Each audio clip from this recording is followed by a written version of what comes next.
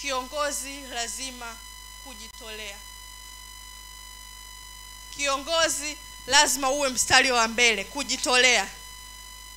Sio kwamba wewe ukawa kiongozi unawaambia twende mbele, sogea mbele, tutafanya hivi, alafu wewe ufanyi. Nini maana yake? Maana yake wewe sio kiongozi. Kiongozi moja ya sifa yake ni kujitolea. Kama labda kanisa linajengwa ili hapa mchungaji aweze kukaa nyumbani kwake anakunywa chai, kati huku kuna mafundi, lazima ajitolee kwa sababu tayari ni kiongozi. Kiongozi ni kujitolea. Sio ukafanya kitu kama takwa yako wewe mwenyewe binafsi, kwamba ukawatanguliza watu then wewe ukabaki nyuma, kwa sababu wewe ndiye mbeba maono, kwamba ukawaacha wale watu. Unategemea nini? Ukafanya yale matakwa peke yako binafsi afu ukawaacha wale wafuasi wako, unategemea nini? Moja kwa moja ni anguko. Bwana Yesu asifiwe sana. Wakristo wenzangu, tunaelewana? Hizo ni baadhi ya sifa ya kiongozi wa huduma. Na kutolea baadhi ya mifano ya viongozi wa huduma iliyo hai. Kiongozi wa kwanza ni Yesu. Tukifungua katika kile kitabu cha Mathayo 20 mstari ule wa 28. Andika Mathayo 20 mstari ule wa 28. Pamoja kuna Musa. Musa anatoka katika kitabu cha Kutoka 32:11 mpaka 14. Pamoja na Paul mtume Paulo anatoka katika Matendo ya Mitume 20 mstari wa 33 mpaka 35. Na mfano mwingine wa baadhi ya viongozi wa kidunia anakuwaje? Hao nimekutolea mfano wa kiongozi wa kidunia,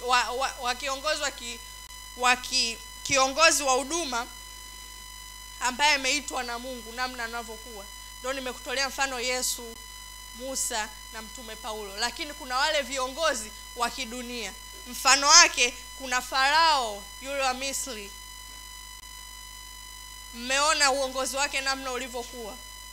Mwisho alianguka, ambapo unatoka katika kitabu kile cha Kutoka 5 mstari wa 12. Pamoja na Herode, Mfalme Herode, anatoka katika Mathayo 2:1 mpaka ule mstari wa 16. Pamoja na Nebukadreza, huyu anatoka katika Daniel 3 na ule mstari wake wa 4. Bwana Yesu asifiwe sana. Nimekutajia baadhi ya viongozi namna walivyo na matokeo yake. Ukiwa kiongozi wa kidunia, matokeo yake kama hawa kina Herode, Farao, Nebukadreza, wapo wengi sana. Na mfano wa viongozi waliokuwa hai ambao wanatumikwa na Mungu ni Yesu mwenyewe. Yesu, Musa na mtume Paulo. Kifungu kinachofuata ni hatua 5 muhimu za uongozi bora wa huduma. Hatua 5 za muhimu za uongozi bora wa huduma. Tunaanza leo, tutajisoma hatua moja tu ambayo inaitwa viongozi hutumia ushawishi. Viongozi hutumia ushawishi wao. Viongozi hutumia ushawishi wao. Hiyo ndio hatua ya kwanza muhimu ya kuwa kiongozi bora. Lazima uwe na ushawishi. Wala utumii mamlaka yako ukaanza kuambia watu nenda pale, fanya hivi, wote baki hapa. Hautumii yale mamlaka, bali unawashawishi kwa lugha nzuri. Na ushawishi, maana halisi ya ushawishi ni uwezo wa kumfanya mtu abadili mawazo, mitazamo au tabia kwa njia ya maneno. Ni ile hali ushawishi, maana ya ushawishi ni ile hali unamshawishi mtu, yani unamtoa mtu katika yale mawazo yake au mitazamo au tabia kwa maneno. Wala si kwa maneno kumwambia we fanya hivi, acha, kwa sababu ukimwambia fanya hivi, acha, hayo ni mamlaka. Lakini ushawishi ni ile tone nzuri, soft tone ya kuongea na mtu mpaka kabadili tabia yake, mpaka kabadili mtazamo wake. Ni ile hali ya kuongea na mtu kwa ushawishi, wala si kwa mamlaka. Bwana Yesu asifiwe sana. Nichukulie mfano, familia nyingi wenye mamlaka kwenye familia ni baba, na mwenye nguvu ya ushawishi ni mama. Kwa nini inatokea hivyo? Kwa sababu mama anakuwa na soft tone ya kuzungumza na mtoto, lakini mzazi wa kiume ambaye ni baba, yeye huwa anatumia mamlaka, kwamba wewe kesho nenda shule, no discussion. Lakini mama atamwambia nenda shule, ukirudi na kupikia your delicious food, ukirudi nitakupikia chakula chako unachokipenda. Kwamba anatumia ile nguvu ya ushawishi mtoto aende shule. Lakini mzazi wa kiume kwa sababu ni mkali, anatumia yale mamlaka. Lakini hapa tunajifunza nguzo ya kwanza ni ushawishi. Wala usitumie mamlaka yako kukaripia wafuasi wako, wala usitumie nguvu, bali unatumia lugha ya ushawishi, bali unatumia ile hali ya kumshawishi mtu mpaka akakubali. Wengi wanabadilika tabia, wengi wanabadilika mitazamo. Nitolee mfano kwangu mimi mwenyewe binafsi. Mimi sikuwa hivi nilivyokuwa sasa, ila kwa sababu nilikutana na viongozi bora, walinishawishi mpaka nikabadilika mwenendo wangu, mpaka leo mnaniona nimesimama hapa. Bali wale wa viongozi wangekuja na mamlaka yao, hakika mimi singewasikiliza. Ningeona sawa, mbona mchungaji mwenyewe ananifokea? Ningeanza kusema hivyo, mbona mchungaji ananifokea? Kwa sababu na mimi mwenyewe kwa muda huo nilikuwa na uongozi wangu ndani, yani nilikuwa na mamlaka yangu ndani. Sasa kiongozi lazima uwe na ushawishi, kwamba mimi Segela singenishawishi, nisingebadilika, nisingekuwa mimi nilivyo leo. Kwa sababu ile nguvu ya ushawishi aloanza kuitumia, hakuja katumia mamlaka yake kwamba mimi ni mchungaji, kwenye kanisa langu hili hapa hakuna kuvaa nguo fupi, kwenye kanisa langu hili hapa hakuna kuja kufanya vitu vya ajabu. Hakuja kwa namna hiyo, lakini alikuja na soft tone ya kunielezea mpaka nikaelewa. Ndio maana mpaka leo nimesimama who I am today kwa ajili yake, kwa sababu nilikutana na kiongozi aliye bora. Bwana Yesu asifiwe sana.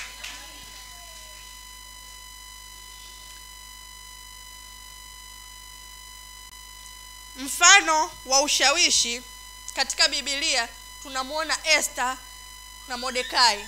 Esther na Mordekai walitumia ushawishi wao kwa mfalme ili kuliokoa taifa la Wayahudi. Esther na Mordekai. Tukifungua tusome hicho kitabu cha Esther 4 mstari wa 7.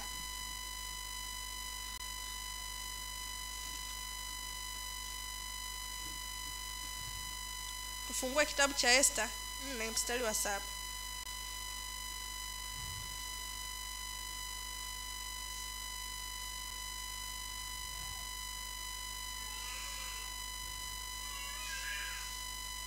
Nawe nasema, naye Mordekai akamwelezea yote yaliyompata na hesabu ya fedha Hamani aliyoahidi kulipa katika hazina ya mfalme ili Wayahudi waangamize. Kwamba hapa moja kwa moja Mordekai na Esther walitumia ushawishi.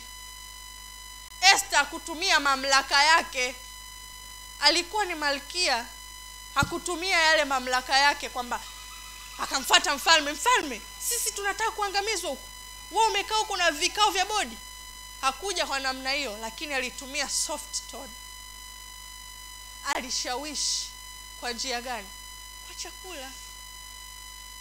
Na hakupika mara moja, alipika mara mbili. Chakula, kwamba alitumia ushawishi, soft tone. Alimshawishi mfalme, wala kutumia mamlaka yake. Wengi wanaanguka kwa sababu wanasahau nguvu ya ushawishi, bali anakuwa anatumia mamlaka zaidi kuzidi ushawishi. Ushawishi ni silaha kubwa sana kwa kiongozi. Kama unataka yale maono niliyokuambia, sifa ya kwanza ni kuwa na maono ili yatembee mbele, lazima uwe na nguvu ya ushawishi, wala si mamlaka.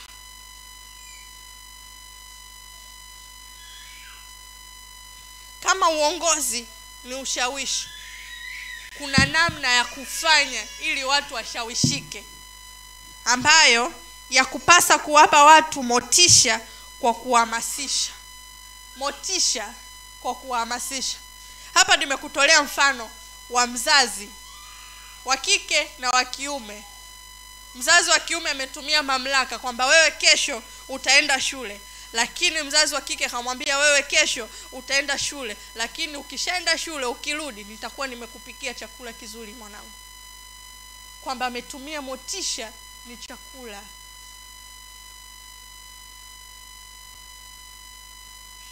Kwamba wewe ni kiongozi, usitegemee kwamba ukatumia nguvu ya ushawishi watakuona wewe una maneno mengi. Watakuona wewe kiongozi muongo, lakini ukiwapa ile mbinu ya motisha, ukawasaidia katika motisha, kwamba kesho mkija katika ibada, tutafanya ibada vizuri, tukimaliza hapo kama sisi praise, tutafungua sifa na kuabudu, mkesha wa sifa na kuabudu, kwamba unawapa motisha. Bwana Yesu asifiwe sana. Kuwin moyo wa mfuasi. Mtu akishakuwa mfuasi wako, kwamba moja kwa moja yuko katika himaya yako, anakusikiliza wewe. Utumii nguvu kubwa, just techniques. Kwa sababu tayari umekuwa kiongozi, kwamba unajua kuna watu wananifuata nyuma. Usianze kusema wale watu wataondoka. Kama wale watu wakiondoka, basi ujue wewe hujatumia nguvu ya ushawishi, bali ulikuwa unatumia nguvu ya mamlaka, alafu ulikuwa hauna motisha, kwamba moja kwa moja hao watu wataondoka. Sasa mtu tayari ameshakuwa katika himaya yako, akakwambia bwana, mimi niko nyuma yako, wewe fanya, tuelekeze, mimi niko nyuma yako. Sasa tayari hapo umeshajihakikisha kwamba kuna watu. Kama kuna watu, lazima uwamotishi. Wewe ni mchungaji, ni kanisa lako, watu tunafungua ibada kwa place, maybe yupo huku. Nini maana yake? Kwamba huyo mchungaji hana motisha, hana ushawishi. Bwana Yesu asifiwe sana. Lakini point inayofuata katika ushawishi, kama ni motisha, kipi kinachofuata? Baada ya motisha, utakuwa na ushawishi kwa kuaminika na kuwaheshimu wenzako. Kuaminika na kuwaheshimu wenzako. Kiongozi hautakiwi kuwa na dharau. Lazima uwe na heshima, na watu watakuamini. Watu watakuamini ukiwa na heshima kama kiongozi. Lazima uwe na heshima, na watu wao wenyewe binafsi watakuamini. Na nyingine nasema uongozi ni uweza wa kuwashawishi na kuwaleta wengine kufuata maamuzi yako kwa hiari. Uongozi ni uwezo wa kumshawishi na kumleta mtu katika maamuzi yako kwa hiari. Kuwa kiongozi, huwe na nguvu ya ushawishi wa kumwelezea mtu kwamba sisi maono yetu lazima tufike sehemu fulani. Yule mtu anakufuata mwenyewe kwa hiari, bila shuruti. Huyo ndiyo kiongozi. Kwamba wewe ukishaona, unawaambia watu alafu watu hawakufuati, ujue hapo umepoteza kiungo kinachoitwa ushawishi. Unaweza ukawa kiongozi lakini ukawa una nguvu ya ushawishi. Mtu unamshawishi akuelewe, unapoteza ile nguvu ya ushawishi. Unaambia watu kuna kikao, jamani tubaki, kuna kikao, unapoteza ile nguvu ya ushawishi. Mtu anaondoka, unaona kila siku vikao, mtu mwenyewe anatufokea, mtu anaondoka kwa sababu unakuwa unaipoteza ile nguvu ya ushawishi.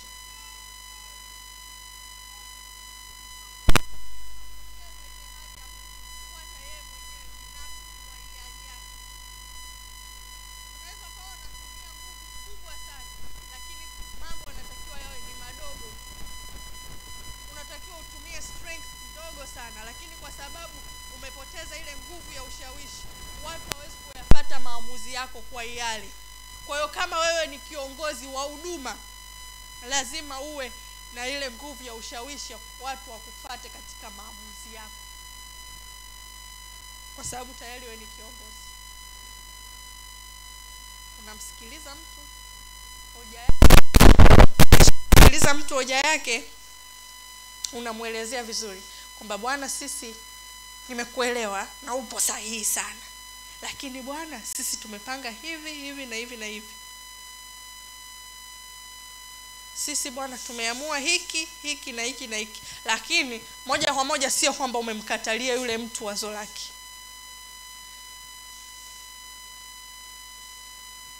Nichukulie mfano, mchungaji Joseph hapa akasema vijana tubaki. Mtu akasema sisi vijana tunafanya kazi, naomba tukutane usiku. Akasema upo sahihi, tutakutana usiku. Je, wenzako nao watataka kukutana usiku? Kwamba ana ile hali ya kusikiliza, lakini mwisho wa siku ukimfuatilia vizuri huyu kijana, yeye ndiye mwenye maamuzi.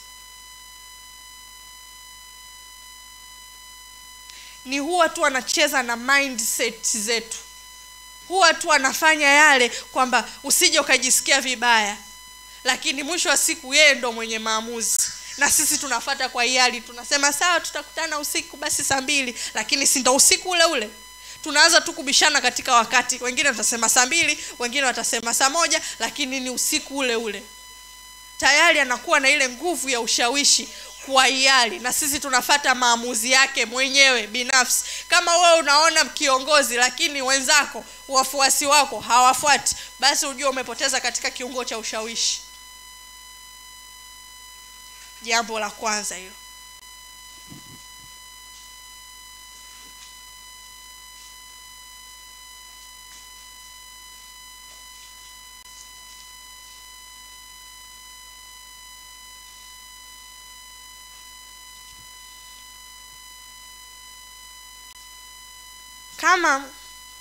Kama uongozi ni ushawishi, basi lazima pawe na mamlaka. Kama uongozi ni ushawishi, basi lazima pawe na mamlaka. Pasipo mamlaka hapo hamna uongozi, na pasipo ushawishi hapo hakuna mamlaka. Yaani pasipo ushawishi hakuna mamlaka, na pasipo mamlaka hapana ushawishi. Kwa nini nimezungumza sentensi ya namna hii? Pale unapokuwa na ushawishi, nimekutolea mfano mchungaji Joseph hapa.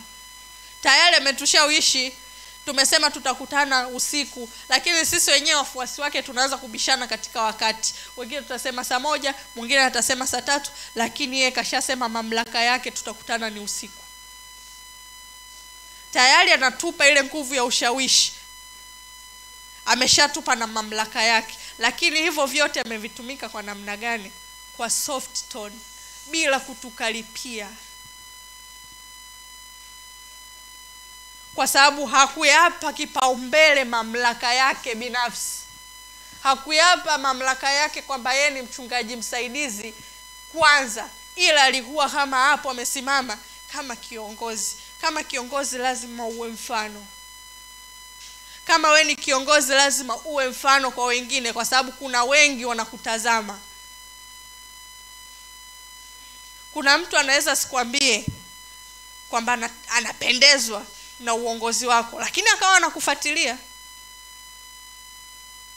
anakufuatilia mienendo yako, lakini wewe kumbe ukawa si kiongozi yule bora. Kwa hiyo kiongozi lazima uwe na mamlaka pamoja na ushawishi. Sasa nini maana ya mamlaka? Kama nimekuambia maana ya ushawishi, sasa nini maana ya neno mamlaka? Kama ushawishi nimekuambia ni ule uwezo wa kumtoa mtu katika mawazo yake au kumtoa mtu katika mipango yake kwa hiari, huo ndo ushawishi. Yaani kumtoa mtu katika uwezo wa kufanya mtu abadili mawazo, tabia au mwenendo kwa hiari, kwa njia ya maneno, vitendo au mfano wa maisha. Sasa nini maana ya neno mamlaka? Mamlaka, nini maana ile neno mamlaka?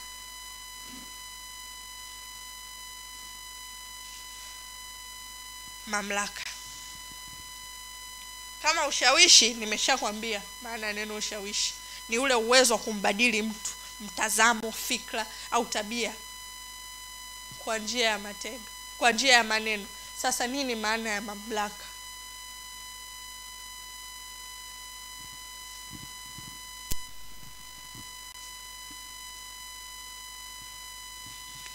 Mamlaka ni uwezo wa kushawishi au kuelekeza wazo, maoni au tabia. Tunafungua katika kitabu cha Warumi. Hem, tufungue hicho kitabu tujue nini maana ya mamlaka. Kitabu cha Warumi 13:1. Warumi 13:1. Tuone nini maana ya neno mamlaka. Mungu anaposema mamlaka. Warumi 13:1. Nitasoma kwa jina la Yesu. Kila mtu na aitii mamlaka iliyo kuu, kwa maana hakuna mamlaka isiyotoka kwa Mungu, na ile iliyopo umeamriwa na Mungu. Amina. Kama hapo anavyosema katika hicho kitabu cha Warumi 13:1, nasema kila mtu na atii mamlaka iliyo kuu, kwa maana hakuna mamlaka isiyotoka kwa Mungu. Kwa maana hakuna mamlaka isiyotoka kwa Mungu, na ile iliyopo imeamriwa na Mungu. Kwamba hapa moja kwa moja unajua hakuna mamlaka isiyotoka kwa Mungu. Kwamba wewe kiongozi, kama una maono umeyabeba, lazima hayo maono yawe yanatumika na Mungu. Usiwe na maono yako binafsi. Kama una maono yako binafsi, ile nguvu ya ushawishi uliokuwa nayo itakuwezesha wewe katika mamlaka. Wale watu watakutii kwa sababu ya ushawishi. Watu huwa wana tabia kupenda kubembelezwa sana. Mtu hapendi kufokewa. Mtu anapenda kuambiwa taratibu. Kwa sababu wewe ni kiongozi. Kama wewe ni kiongozi, unamwambia mtu in a soft tone. Hata katika familia unaona baba anaweza akafoka sana, lakini mama akija anakuwa low. Anamwambia katika soft tone, unakosea. Amwambia bwana unakosea na wewe. Mwisho wa siku hapa unatokea ugomvi mkubwa, lakini anamwambia in a soft tone. Ni mamlaka. Kwamba yametoka kwa Mungu, kwamba huyu mtu lazima atamsikiliza. Wewe ukishaona watu wakusikilizi, ujue umepoteza mamlaka yako na nguvu ya ushawishi. Wewe ukiona watu hawakutii, wale wafuasi wako kama kiongozi, wale wafuasi wako waliokuepo nyuma yako hawakusikilizi, ujue umepoteza nguvu ya mamlaka pamoja na nguvu ya ushawishi. Na hapo ukaweka matakwa yako binafsi. Na tukimalizia kulingana na wakati, nimepewa tu dakika 20. Tukimalizia,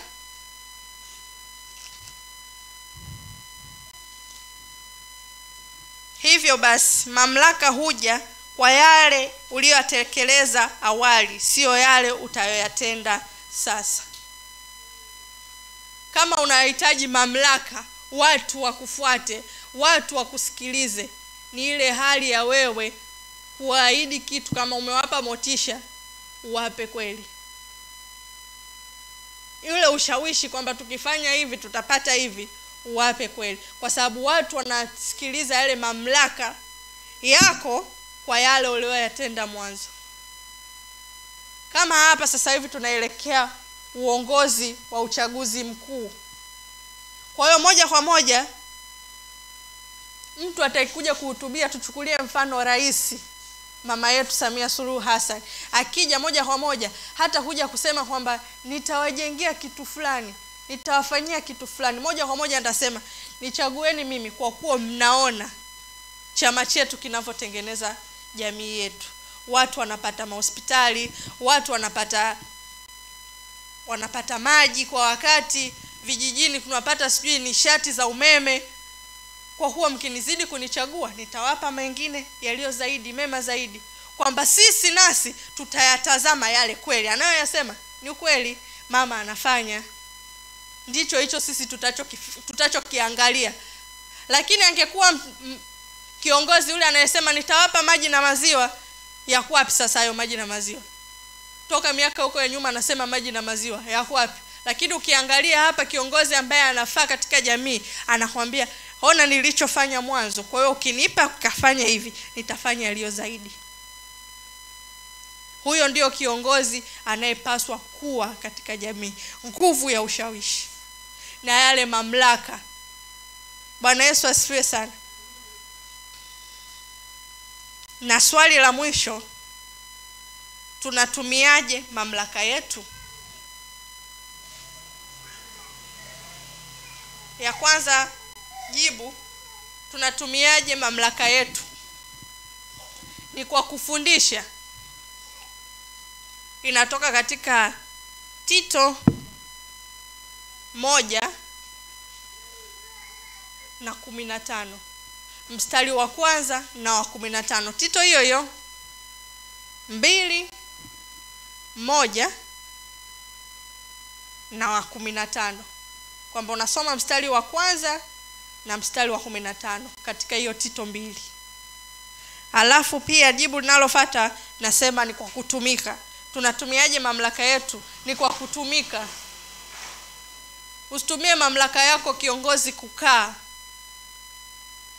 Usitumie mamlaka yako kiongozi kufanya manufaa yako wewe mwenyewe binafsi, ila ni kwa kutumika. Katika ile Petro, waraka wa Petro wa kwanza 5:2, 5 mstari wa 2. Kwa leo naomba niishie hapo kulingana na wakati wangu, lakini tukikutana Jumapili ijayo tutajifunza hatua ya pili ya muhimu ya uongozi bora. Kama leo tumejifunza kiongozi lazima uwe na ushawishi, lakini point ya pili, kiongozi lazima uwe na maono. Bwana Yesu asifiwe sana. Karibu baba kwa anaendelea. Fundishwi hivi hadharani. Mara nyingi wanafundishwa viongozi, tena viongozi waliohakikishwa. Ndio maana unaona linagusa huduma. Asante sana mwalimu, Mungu akubariki sana. Umefanya kazi kubwa nzuri kabisa, ya baraka kabisa. Na natamani, mimi ninachoamini kwa kanisa letu lilipo kwa sasa, sisi hapa kila mmoja ni kiongozi, ila tunahitaji kupata hii elimu, tuanze kuifanyia kazi sasa hivi kabla hujawa kiongozi. Maana hatutazamii kubaki hivi tulivyo. Kama una maono ya kubaki hivi ulivyo au hivi ulivyo, kwa viti hivi 30 40 havienei watu, sio maono ya mchungaji.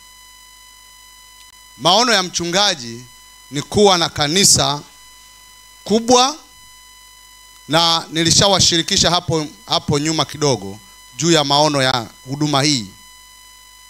Inakokwenda ni mbali, tuna mtazamo wa juu sana, na kama tuna mtazamo wa juu sana, tunahitaji watu makini na walio bora, tena walioshiba mambo ya rohoni.